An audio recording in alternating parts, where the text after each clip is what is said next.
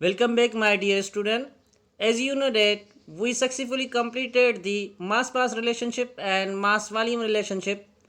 Today we are going to start third video clip of stoichiometry, which is volume relationship.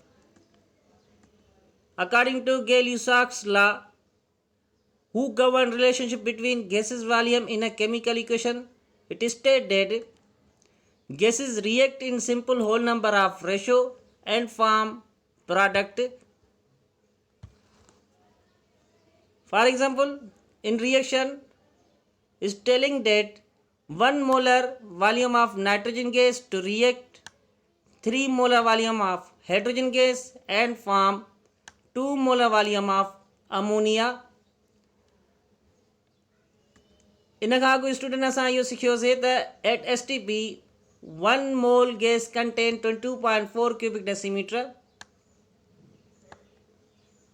and 22.4 cubic decimeter contain the 6.02 into 10 raised power 23 number of molecules. हाणे हिते असां हिकु example वठूं था volume relationship जे हवाले सां। Volume relationship में छा थींदो आहे त केमिकल इक्वेशन में कंहिं बि सबस्टेंस जो वॉल्यूम मिलियल हूंदो, उहो चाहे रिएक्टेंट जो हुजे या प्रोडक्ट जो हुजे। देन कंहिं बि सबस्टेंस जो वॉल्यूम मालूम करणो पवंदो आहे, उहो चाहे रिएक्टेंट जो हुजे या प्रोडक्ट जो हुजे। For example, what volume of oxygen gas at STP is required to burn 500 cubic decimeter of ethene? What will be volume of carbon dioxide? हाणे स्टूडेंट ऑक्सीजन गैस जो वॉल्यूम मालूम कंदासीं जेको रिक्वायर्ड आहे 500 क्यूबिक डेसीमीटर ईथीन खे burn करण जे लाइ। Second, carbon dioxide जो बि वॉल्यूम असां मालूम कंदासीं जेका प्रोडक्ट में ठहंदी। ही ॿ वॉल्यूम असां हिते मालूम कंदासीं। सभ खां पहिरें असां रिएक्शन खे बैलेंस कंदासीं। बैलेंस करण जे लाइ हिन जो कोएफिशिएंट चेंज थिए थो हिन तरीक़े सां त ऑक्सीजन जा 3 मोलर वॉल्यूम्स ऐं कार्बन 2 मोलर वॉल्यूम्स थी वञे थी, जॾहिं त वाटर वेपर्स 2 मोलर वॉल्यूम थी वञे थी। इन खां बाद में असां कंडीशन रखंदासीं, if 1 cubic decimeter of ethene required 3 cubic decimeter of oxygen. Student ही 1 cubic decimeter जेको असां खणूं था, ही मोल रेशो जे हवाले सां खणूं था, मोलर वॉल्यूम जे हवाले सां। त ईथीन में केमिकल इक्वेशन जे मुताबिक़ जेका असां बैलेंस कई आहे उते 1 cubic decimeter आहे। त पोइ ऑक्सीजन जेका केमिकल रिएक्शन में आहे उहा 3 में आहे। इन वजह करे असां लिखियोसीं 1 cubic decimeter of ethene requires 3 cubic decimeter of oxygen. हाणे जेकॾहिं 1 आहे त हे 3 फॉर्म थिए थो। अहिड़े तरीक़े सां जेकॾहिं 500 जेको दर्जे में मिलियल आहे उहो रखंदासीं त 3 खे 500 सां मल्टीप्लाई कंदासीं। हिन तरीक़े सां 500 cubic decimeter of ethene requires 3 multiply 500। हे 3 जेको कोएफिशिएंट हुयो ऐं 500 जेको ईथीन खयो वियो आहे। हाणे 3 खे 500 सां जॾहिं मल्टीप्लाई कंदासीं 1500 cubic decimeter of oxygen which required. Second, हाणे वॉल्यूम ऑफ कार्बन डाइऑक्साइड मालूम कयूं था। साॻिए तरीक़े सां जॾहिं रिएक्शन बैलेंस थी वई आहे, रिएक्शन जे बैलेंस जे मुताबिक़ ईथीन 1 मोलर वॉल्यूम आहे त water carbon dioxide 2 molar volume में आहे। 1 cubic decimeter of ethene to produce 2 cubic decimeter of carbon dioxide। जेकॾहिं हाणे 500 cubic decimeter खणंदासीं त 2 खे 500 सां मल्टीप्लाई कंदासीं। हिन तरीक़े सां 500 cubic decimeter of ethene to produce 2 multiply 500 त हे 1000 cubic decimeter of carbon dioxide निकिरी आयो।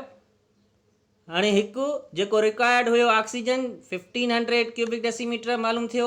सेकेंड, जेका कार्बन डाइऑक्साइड फॉर्म थिए थी अहिड़े तरीक़े सां 1000 cubic decimeter। स्टूडेंट जेकॾहिं असां वाटर वेपर्स मालूम कंदासीं रिएक्शन में हिकु दफ़ो तवजो ॾियो त हाणे 2 मोलर वाटर आहे केमिकल इक्वेशन में, 2 मोलर कार्बन डाइऑक्साइड आहे। त वाटर वेपर्स बि 1000 cubic decimeter ठहंदा, जीअं carbon dioxide 1000 cubic decimeter form थियो आहे। ॿियो एग्ज़ाम्पल ॾिसूं था student, calculate the volume of oxygen gas is required to burn 500 cubic decimeter of hydrogen sulfide. Water vapors and hydrogen sulfur dioxide will be formed. First of all असां reaction रखूं था. Reaction कीअं ठहंदी? First ही oxygen gas जेका required आहे माना उहा असां रिएक्टन में रखंदासीं जेका बर्न थिए थी 500 cubic decimetre of hydrogen sulphide means hydrogen sulphide plus O2.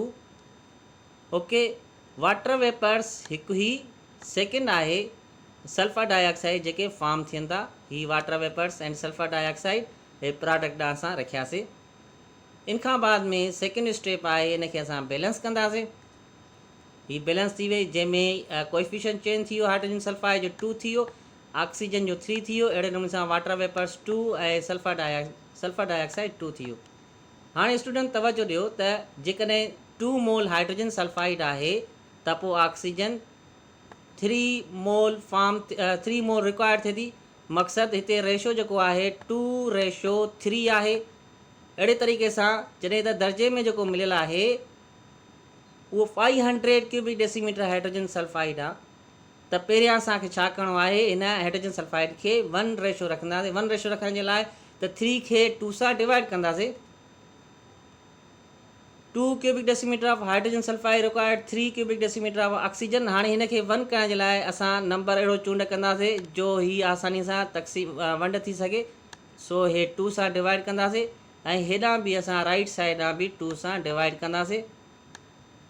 त हाणे चवंदासीं 1 cubic decimetre of hydrogen sulphide required 3/2 cubic decimetre of oxygen gas. हिन तरीक़े सां 3/2 cubic decimetre of oxygen gas. हाणे जेको हिते मिलियल आहे उहो आहे 500 क्यूबिक डेसीमीटर. 500 क्यूबिक डेसीमीटर जे रखंदासीं त 3/2 खे 500 सां मल्टीप्लाए कंदासीं. 3/2 मल्टीप्लाए 500 ही असां मालूम कयूं था जेको रिक्वायर्ड आहे ऑक्सीजन गैस. सो जॾहिं हिन खे डिवाइड करे 500 सां मल्टीप्लाए कंदासीं 750 cubic decimetre of oxygen gas. ही आंसर अची वियो.